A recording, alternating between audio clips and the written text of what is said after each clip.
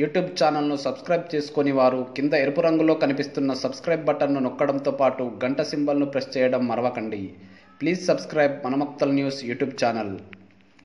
మక్తల్ మండలంలోని మంతన్గోడ్ ఉన్నత పాఠశాల అందరి ప్రశంసలను అందుకుంటోంది. చదువులోనే కాదు అన్ని రంగాల్లోనూ నాణ్యమైన ప్రమాణాలతో విద్యార్థులకు చేరువవుతోంది.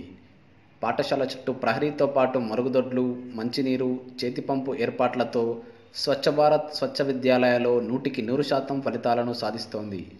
గ్రామంలోని పాఠశాల అందరికీ ఆదర్శంగా ఉండాలనే ఉద్దేశంతో ప్రజలు చందాలు వేసుకొని మరీ పాఠశాలలో జాతీయ నాయకులు, స్వాతంత్ర సమరయోధుల పెయింటింగ్స్ వేయించారు. ఇటు డిజిటల్ విద్యలో భాగంగా ప్రభుత్వం అందిస్తున్న టీషాట్ ద్వారా ఆన్లైన్లో పాఠాలు బోధిస్తున్నారు. ఇప్పటికే నేషనల్ హిందీ, గణిత పోటీల్లో విద్యార్థులు అనేక అవార్డులు గెలుచుకున్నారని హెచ్ఎం రాఘవేంద్రరావు తెలిపారు. ఉదయం ప్రార్థన సమయంలో యోగా, మెడిటేషన్తో పాటు విద్యార్థులకు సాంస్కృతిక అంశాల్లో శిక్షణ అందించి వారిలోని ప్రతిభను వెలికితీసేందుకు ప్రదర్శనలు ఏర్పాటు చేస్తున్నామన్నారు. పాఠశాలలో చక్కని వాతావరణంతో అందరినీ ఆకట్టుకుంటోందని విద్యార్థులు చెబుతున్నారు. మండలంలోనే కాదు జిల్లాలోని ఉన్నత స్థాయికి చేరుకునేందుకు కృషి చేస్తున్నామని హెచ్ఎం సిబ్బంది తెలిపారు.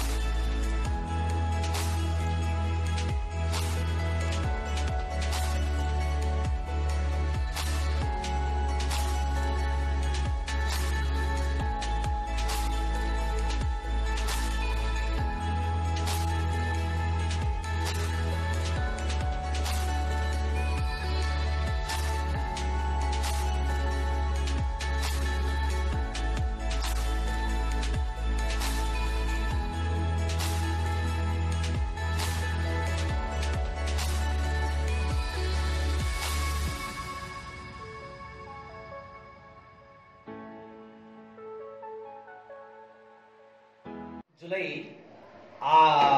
6 తారీఖు రోజు జాయిన్ కావడం జరిగింది.